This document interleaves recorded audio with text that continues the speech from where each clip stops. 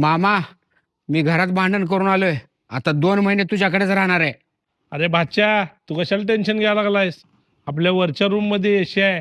निवांत 2 महिने राहा की. बरोबर. अरे बादशा, थांब की जरा. एका कामात मला मदत करू लाग की. चल की लगेच. चल.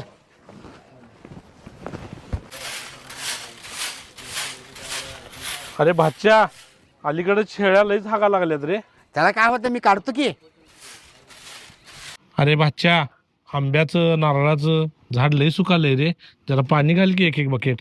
लगेच घालतो मामा.